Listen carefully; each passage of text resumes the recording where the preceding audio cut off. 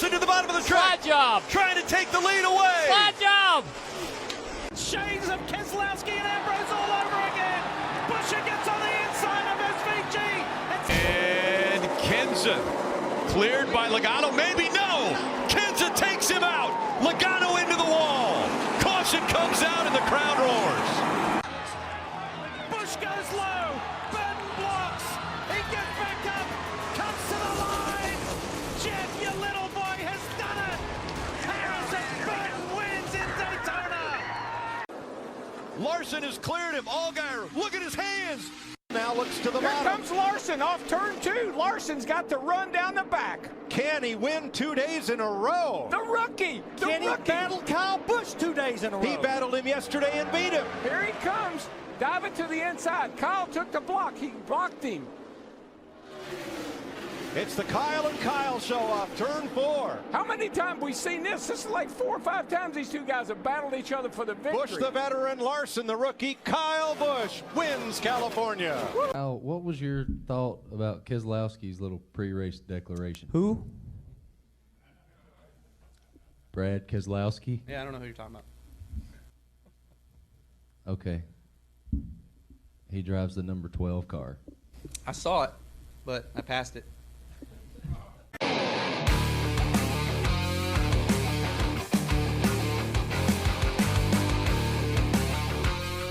Hello guys, and welcome back to the Calamity Corner Podcast. It's James again, and today I'm joined by Mike. How you doing, Mike? What's going on, everybody? Doing good. Good, man, good. Thanks for having me on. Yeah, of course, bro. It's good to have you. Fellow NASCAR guy, I would say. Yep. All right, so we missed a lot because I didn't get to record last week, so we're going to get into San Diego a little bit. So that was the first ever Cup race on a naval base, which I thought was pretty cool. What did you think about it? You know, I had a lot of mixed feelings about it when they first announced it. I thought that it was slightly a cool idea, but at the same time, I'm not the biggest fan of road courses. I know that that's kind of a hot take, but I thought the racing was really exciting. From what I saw, a lot of wrecks, a lot of close quarters racing, and best of all, great finishes throughout the weekend. Oh yeah, for sure. That was really good to see. My favorite part was probably not even the winner, because Corey Heim winning was pretty cool, because that was he's like part-time, right? And that was only his 13th don't forget start. that, it's his 13th start. 13th start, yeah, that's pretty crazy. But what I thought was the best part of that race was Kevin Magnussen in Project 91. Yeah, definitely. I mean, it was cool to see that car come back. I think the last time that they were in the field, was with SVG, right? Yeah, it's with that SVG. He won his first start. Yeah.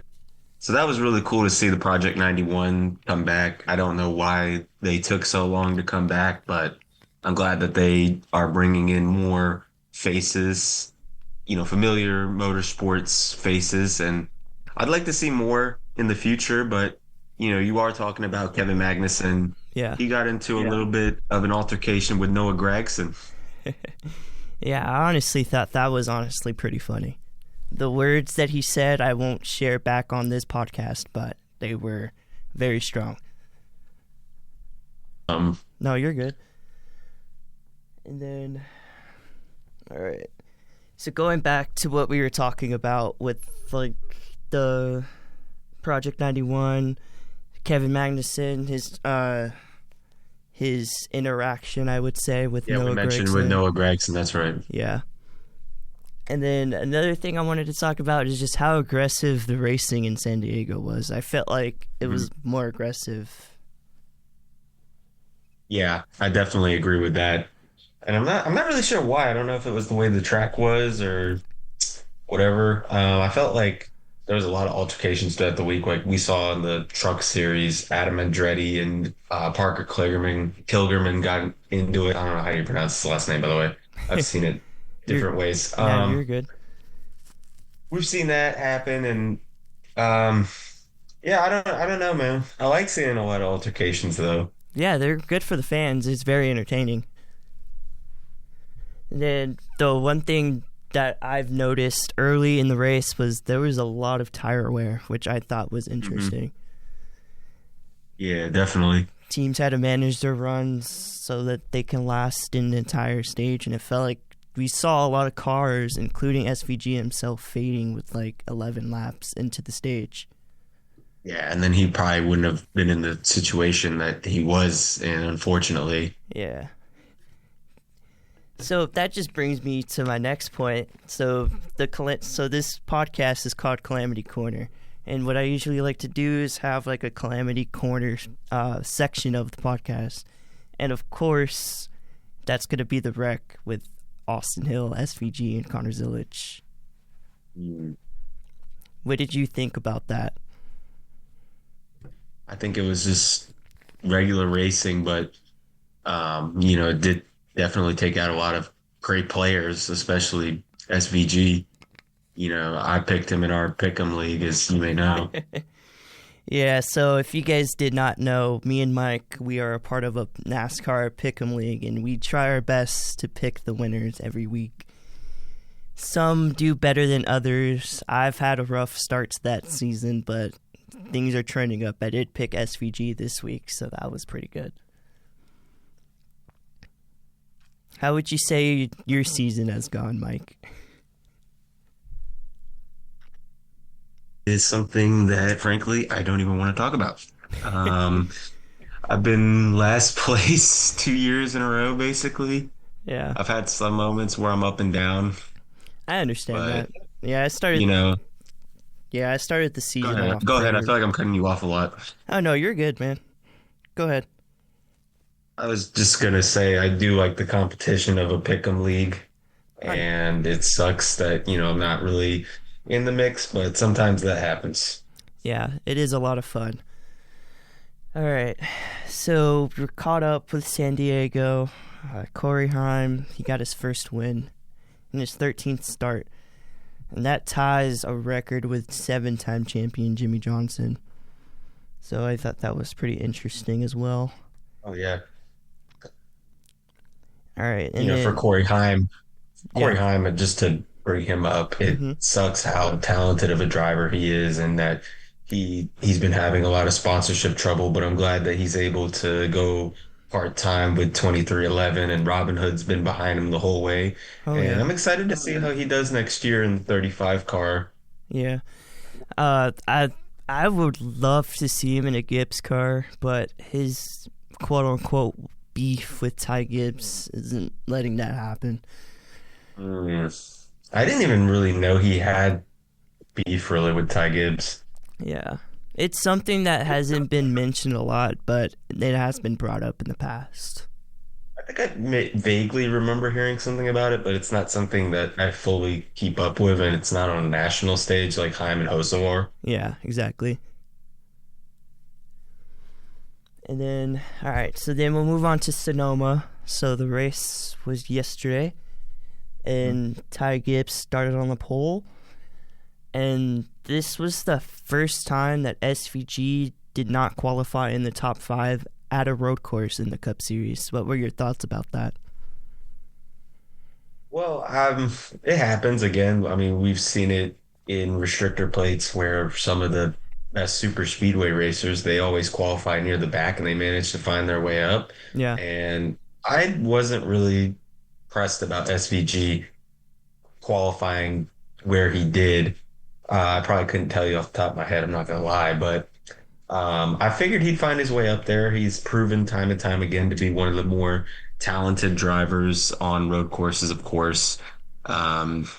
He's just been dominating the entire field, and I even made a prediction in our Pick'em League that he'd sweep all the road courses. But yeah, he did look like he had a fast car. I thought Gibbs was going to beat him early on in the race because his car looked very good, but yeah, SVG again, schooling the field on a road course. Yeah, I feel like strategy had a play in that too, because you would see drivers pit a couple laps before the stage ends so that they can have track position when the next stage starts. And I really feel like that took away from Ty Gibbs a little bit because his car was really fast. Yeah, it was super fast in the first stage. Like, I couldn't believe it. Yeah, like, I feel like if he was on the same strategy Shane was on, he probably beat Shane. Because Shane even said his car wasn't that good. Yeah, it didn't look that good. Like I could see toward the beginning of the first stage when they were battling, he could get up to Ty Gibbs's bumper, but Ty Gibbs just had such a great drive off the corner. Yep. And so, as you mentioned, SVG, he wins again at Sonoma. Even though he didn't sweep the road course this season, he did go 204, so I think that's pretty good still. That's very good, yeah. Yeah. And then he did win the Xfinity race on Saturday, so he sweeps the weekend. And this again, I mean, just class of the field, I'd say. Yeah. Oh yeah. In terms of road courses, that is. Oh yeah, for sure. And then this was his 8th road course win, and that breaks the tie with Chase Elliott at 7, and he is now tied with Tony Stewart for 2nd all time, and he trails Jeff Gordon by 1. Yeah, I think he's going to break both those records very soon next year. Oh, for sure. And then Denny Hamlin, he didn't have that good of a day. It started off pretty good for Denny, and then contact with Hocevar. Some would say Keselowski pushed Hocevar into Hamlin, but I guess that's up for debate. What were your thoughts on that accident?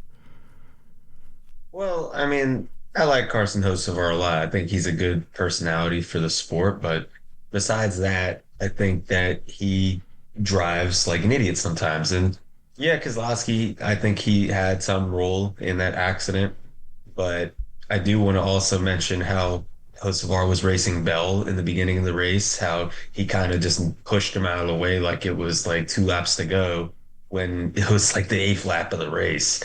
So he just drives really aggressive in really bad moments of the race, and it definitely alienates fans. And it's sad to see because Hocevar is bringing a lot of personality in the sport, and he's showing the new age of NASCAR fandom, if you will, as like an adulthood. I don't know exactly how to explain it. That's a good way to say it. Yeah, but it kind of bums me out because I'm a supporter of Hocevar because me and him are around the same age, and again, he does bring a lot of personality, but I don't like the way that he drives a lot of the time. I think he does make a lot of stupid moves, and it ends up alienating drivers. I think most of the drivers in the field hate him. So it's not surprising to see him caught up in incidents every week. Yeah. And I've seen a thing on Twitter. It was some person, he was talking about Hocevar, and he was like, well, why aren't the drivers like doing anything about it or like wrecking him?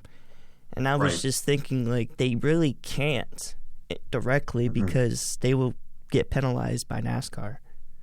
Yeah, I think that when Bubba Wallace and Kyle Larson had that incident in 2022, I believe, Las Vegas, when they had that incident, that changed the whole circle of like getting payback on a driver. Oh yeah, for sure. Obviously, if you right rear hook a driver, anybody that watches the sport knows this now, that's a suspension.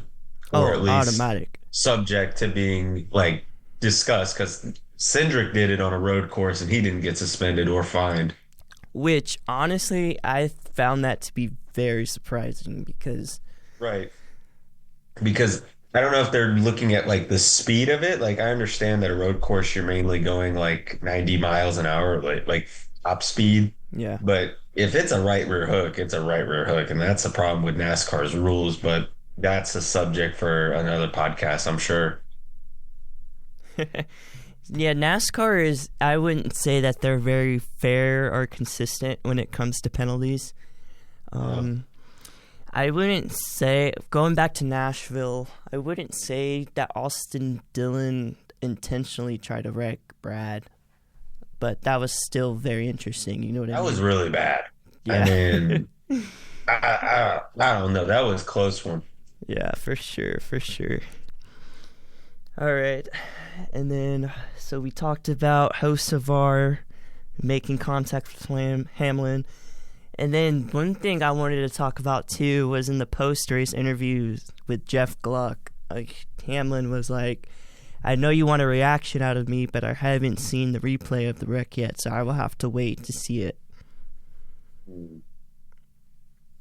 Yeah, I mean that's a good answer, Yeah. and I'm sure that we're gonna hear it on Actions Detrimental for sure.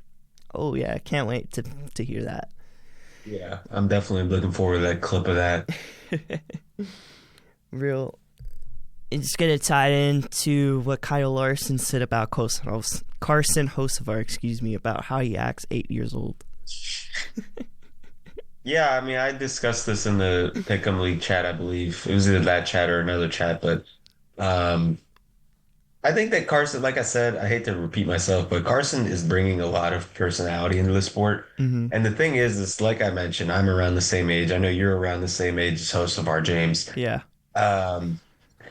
He's bringing in like an era in which like we grew up. We grew up with streaming. We grew up with YouTubers, and now today everybody wants to be like I Show Speed, I Sinat. Yeah. And I wouldn't say he's necessarily acting like an 8-year-old because of it. I think that he's just trying to bring his own branding, and he's using any means that he can to put a brand on him, which is, totally fine.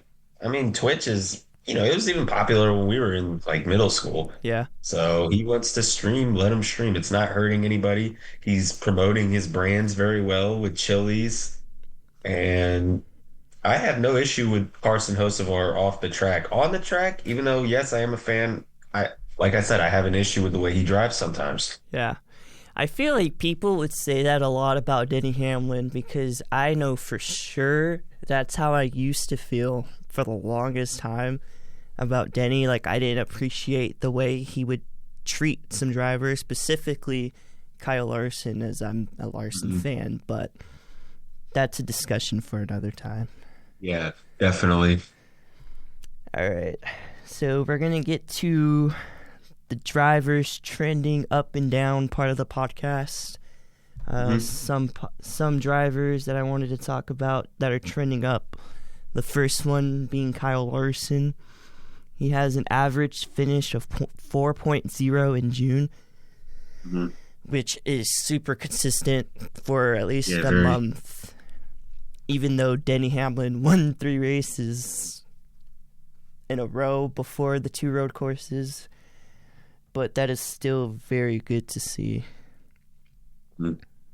Definitely. Larson, he's showing why he should have been the champion last season. He's a very consistent driver. Yeah. I know he hasn't been into victory lane in a while, but he's making the right steps in order to get to victory lane. And I think some tracks like Indianapolis, for example, could be great opportunities for him to get a win.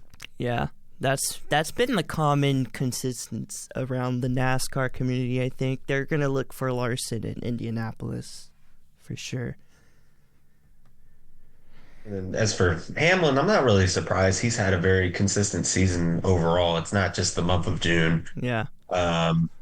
I could see him definitely winning the championship unless Reddick starts bouncing back like he did in the beginning of the season. But right now, I would say Hamlin is my mid-season championship pick. Oh, that's a good pick. I wouldn't disagree with you. It may be a little bit too early to see. We still have 8 races to go before the chase, but Hamlin's been really good. And then the last one I had for the trending up, obviously it has to be SVG, right? Because it's just another road course domination. Yeah. But he did move up 3 positions in the points, and he's definitely improving more on ovals, which is pretty surprising to see because I've always thought of him like, even though, yes, I did praise him as being class of the field in road courses, I did think he was a little overrated because I felt like fans kind of gravitated a little too much towards him, especially when he was in the Project 91 car. But, he's actually making the steps to like learning and improving in this car. So it's going to be really interesting if he continues to race for another like 2 to 5 years to see what he could actually do on an oval. Oh yeah, for sure. I think he's only 37, right? So I believe so, yeah. Yeah, so I think if he keeps improving, keeps getting down his lines on the ovals, I think he would have a pretty good NASCAR career overall outside of the road courses. Oh, yeah, I think so too. Like maybe like even if he never wins on an oval, let's just say he could have as like a reputation being a solid driver, but mainly a road course ringer. Yeah. All right. So one driver trending down now from both weekends in San Diego and Sonoma. It was Eric Jones. He finished 20th in San Diego, 23rd in Sonoma, and then he dropped 3 positions in the points and he lost his chase spot. Yeah, Eric Jones, he's been having kind of down years. He is good on like Darlington and the restrictor plate tracks, but on other tracks, I'm not really looking at him as like a favorite or like a dark horse pick. Oh, yeah. So this isn't really too surprising for me. And then the second one that I had turning down was your guy, Joey Logano. Well, I mean, it's what happens. I mean, Joey Logano has had a horrible season, and I'll say that bluntly. He hasn't been. I don't think his team is that great. I've never really been a fan of his team, even when he's won his last 2 championships.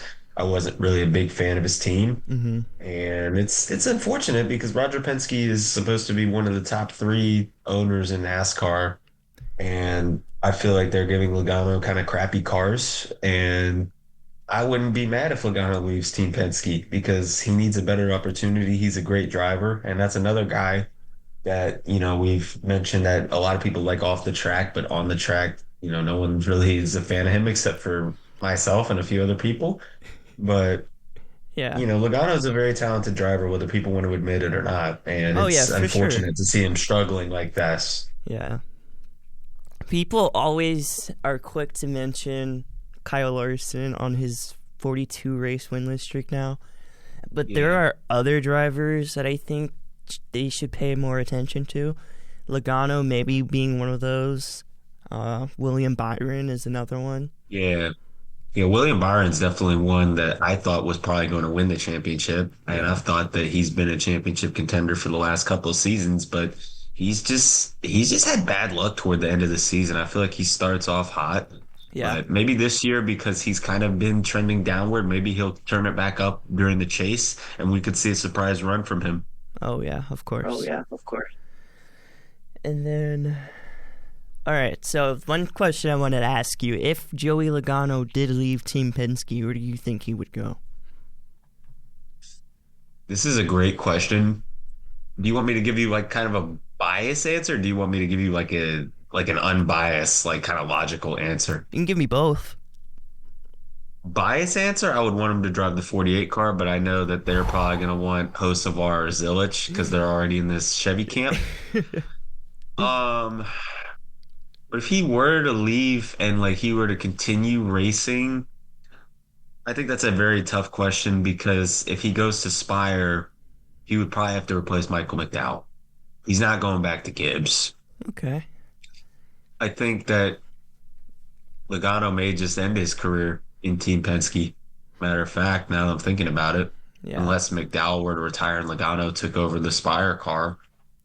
But because it feels as if Penske is putting their eggs more in Ryan Blaney's basket because he's been good this year. He's 3rd in points. He's been very good this season. Yeah, his only downfall is his pit crew. Yeah, absolutely. Ryan Blaney's been a terrific driver all season. Austin Cindric has had some moments too, but I do feel like they're putting a little too much emphasis on Cindric. Oh yeah, for sure. I hate to say it, but he's all right. I don't think he's the best driver in the field. Yeah, for sure. And on their team by any means. I agree with that. I think most fans would agree with you. That is a great point. And then so for this driver I picked, it's not really one who's trending up or down. I think it's just one that we should talk about, and that's Bubba Wallace. Yeah. So in Bubba Wallace. Oh yeah, go ahead. My bad. No, go ahead. All right, so I was going to say in San Diego, he had his wheel come off, and then he came back and finished 2nd after the caution fest, we would say. Gave him his 2 laps back. Then what were you going to say? Bubba's been improving a lot on road courses. He started out with his career at 23XI really bad on them. Mm-hmm. And then over the years, kind of like SVG has been improving on ovals, he's been improving a lot on road courses. And we saw him crashing in qualifying, and then he ended up having a solid starting spot. Yeah. And finishing second is, great achievement for him, I think. Oh, yeah, for sure. And then we turn around to Sonoma, and then he wrecks in qualifying. And they were able to repair his car. They didn't go to a backup, but according to the NASCAR rules, he still had to give up his starting position that he did have before he wrecked. Right. And then I didn't hear them mention Bubba Wallace very often during the race. Which, I mean, he wasn't very fast. At least, I think 2311 as a whole wasn't very fast as they were last weekend. Would you agree with that? Yeah, I would say 2311 hasn't been as fast recently. I mean, obviously with Reddick, we're talking about he had 5 wins to start the season. He's been kind of down. Heim's looked decent. I mean, he won last week, but I feel like that was because of strategy too. Mm-hmm. And then Bubba, like I mentioned, is not really the best on road courses. So I would say for him, that doesn't apply. But I would say for 2311 as a whole, they haven't been looking as fast recently. But I feel like that they have plenty of opportunities to turn it back up. For sure. All right. So that'll do it for the first episode with you, Mike. It was good having you on. Yeah, thanks for having me, man. Really appreciate it. Of course. And we will see you in the next one. Thank you for listening to Calamity Corner Podcast. If you want to learn more about me or the podcast, follow me on Instagram at jamesc._.24.